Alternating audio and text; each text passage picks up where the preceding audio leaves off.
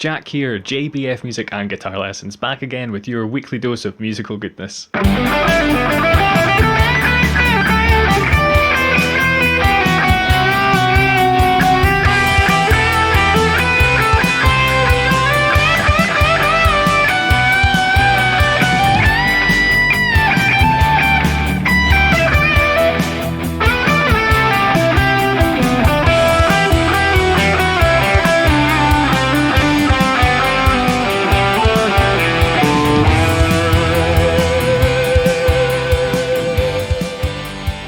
In this quick guitar tricks, we're looking at an introduction to following chords by changing the tonality or mode.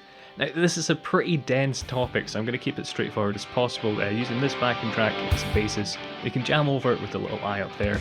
So by the end of this you should have a good idea of the principles behind the basics of targeting notes and playing over changes, if not actually doing it. This is an area of my playing that held me back for ages, and with everything it's still a work in progress.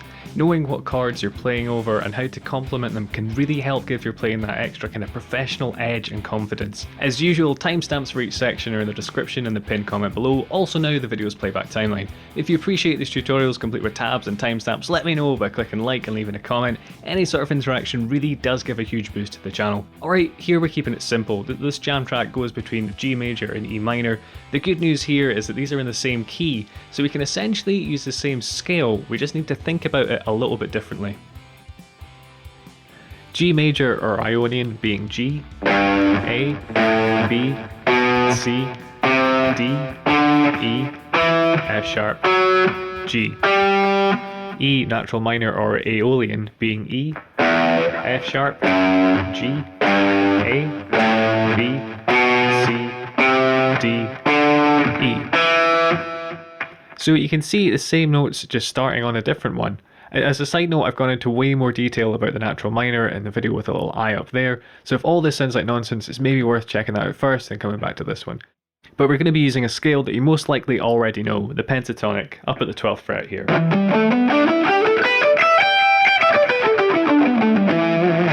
So the verse of the backing track is a major tonality. The chords go G, D slash F sharp, E minor, C. A 1-5-6-4 chord progression. That D slash F sharp, it just means there's an F sharp in the bass, that note there.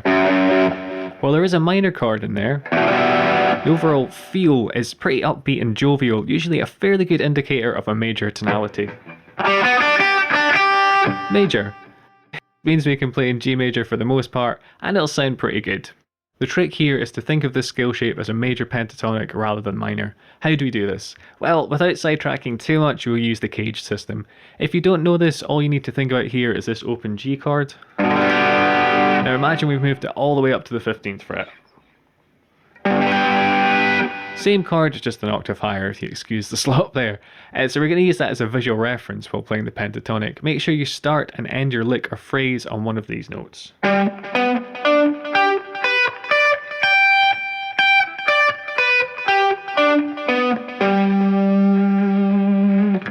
So why? Well, they're all the chord tones. We've got a G, a B, a D. So you've got the root, the third, and the fifth from the G major chord. Landing on them will help keep things sounding major. Now technically I shouldn't be saying chord tone. That suggests we're targeting each individual chord in the progression, but at this stage that's way too much too soon. I'd suggest using the root first to get a feel for how that sounds.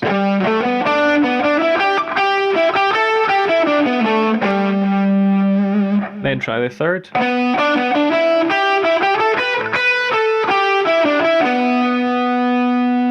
Then the fifth.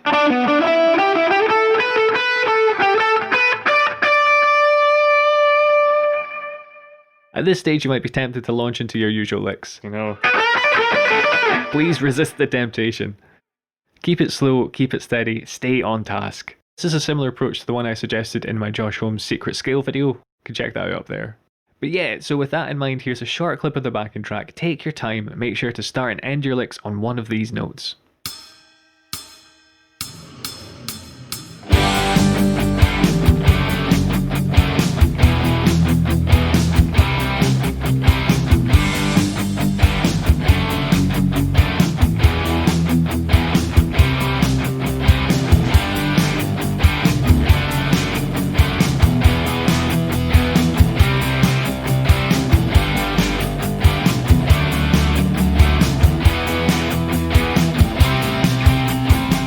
you're liking what you've heard so far, make sure to subscribe and enable all notifications so you never miss out on new content. Okay, feel free to pop the video back as well if you want to spend a bit more time on that. But next up we'll look at playing over the chorus section, which goes E minor, C, G, B minor. So a 6-4-1-3 progression if we're still in the major key. Well, there are two major chords here, the C and the G. The starting chord of E minor and the last chord of B minor. The overall feeling of kind of striving or being somewhat sad, you know.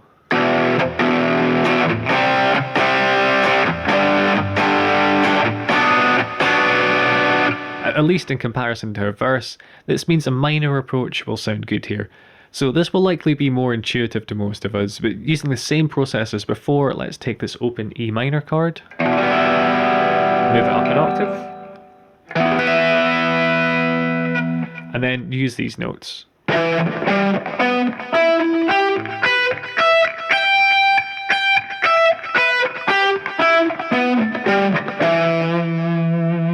These chord tones as target pitches. Again, ending and starting on one of these, the E, G, or the B. So we've got the root here, the flat third, or the fifth. So if we go with the root,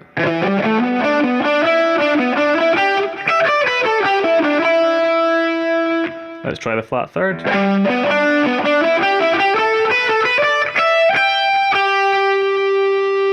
And then let's go with the fifth.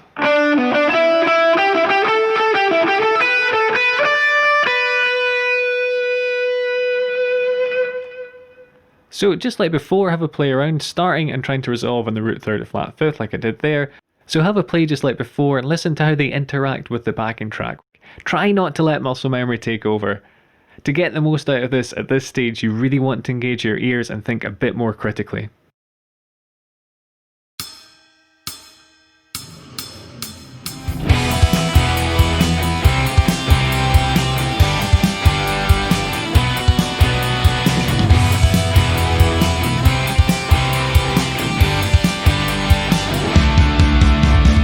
Cool, so like before, if you want to spend a bit more time on that, just pop the video back. Alright, the next step is switching between these.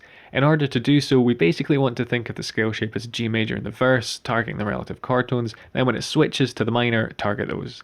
Now, you might have noticed this is actually a little bit easier than you might have anticipated, because the chords of G major and E minor are in fact very similar. They share two common notes, the G and the B. So you can also get those here and here. Don't think I've missed any out, but if I have, let me know in the comments. So the good news here is that it gives us a lot more leeway in terms of sounding good. You can use these notes to pivot between the tonalities, or when in doubt, just stay on or target them. I've touched on this before with my Teus Mezzato Pentatonic licks video, you can check out up there. In this next loop we get 4 bars of verse followed by 4 bars of chorus. Don't worry about bends, licks, just focus on swapping between making it sound major and making it sound minor. Again, try to pay attention to what you're doing here and don't let your fingers take over. I keep going on about this because this is why it took me so long to come to terms with this concept. I stopped thinking and I just whittle. Not really learning anything in the process. Remember, practicing should be somewhat difficult and sound a bit bad, at least to begin with, otherwise it means you're just doing stuff you already can do.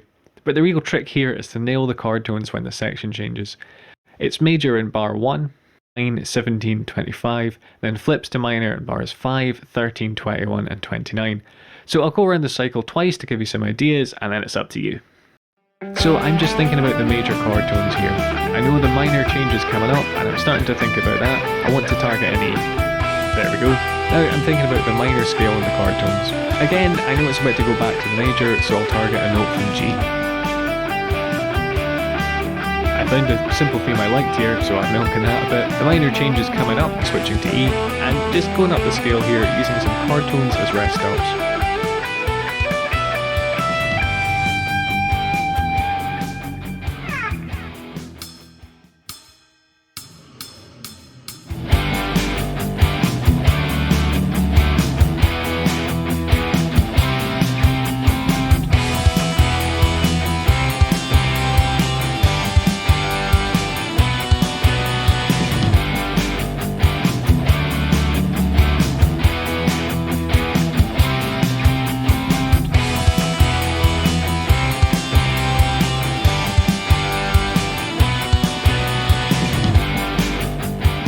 Alright, if you want to spend some more time on that, just skip back or use the timestamps. The next step is to start using note manipulations, slides, bends, legato, vibrato, all that kind of thing, which you might have been doing already. But the secret here is to think about where the notes are being bent to, so in terms of this introduction to the topic, try bending to a chord tone. All of these will be tone bends, just to keep things a bit simple and more manageable. So over the major section, bending this 12th fret on the A string, we can target the 3rd. Bending the 14th fret on the G string, we can target the 5th. For the minor section, we can bend this 12th fret here, which would be targeting E minor's 5th, this 12th on the D, to target the root, 14th fret on the G, targets the 5th, and this 15th fret on the B string, targets the root. So here's a quick demo for me, then that loop again. This time chucking some articulations. The main goal is note targeting.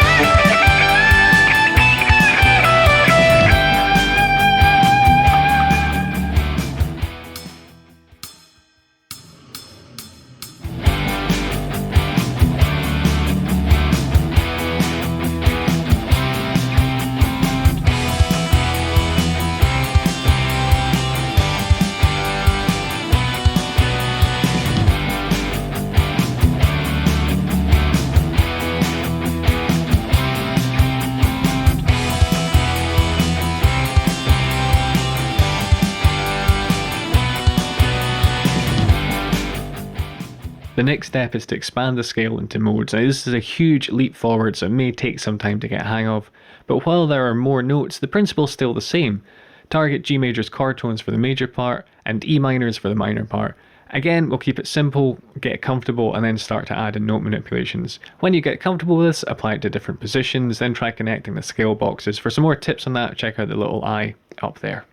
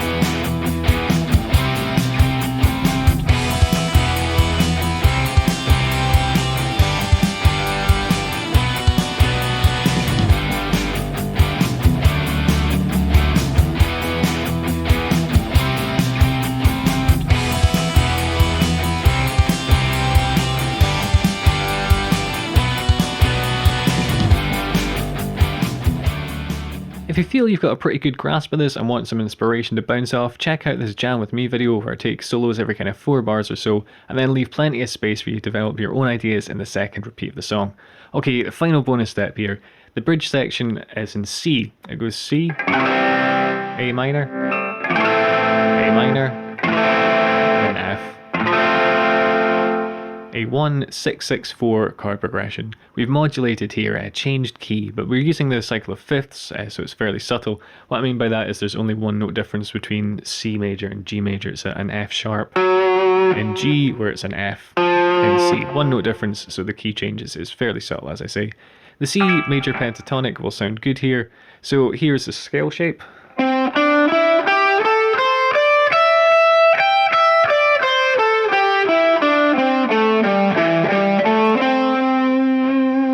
So you'll notice I started and ended on C, which is a good habit to get into because it helps kind of train your ear and also your brain to think about that as a major pentatonic rather than the A minor one that we tend to go for before we'd start on that note if we were doing that.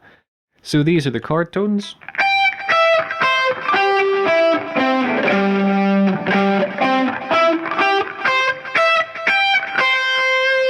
Again, force of habit there, I'm just going to the C after I do those chord tones just because it's kind of ingrained into me now, I've done it so often. So use the same process as before with this section. Keep it simple, target these notes, and then when you get more comfortable with it, start to add in the articulations. When you get comfortable with that, practice it in context, so you'd be changing from the previous section into the bridge into another section in the song.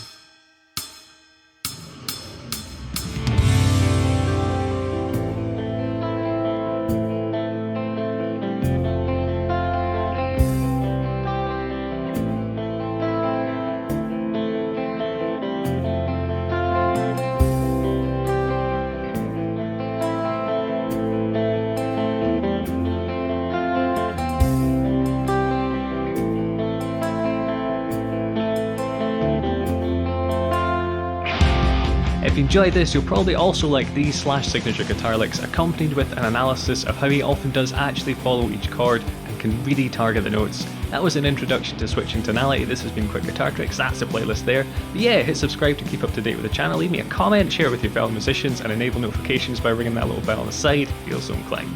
Cheers guys.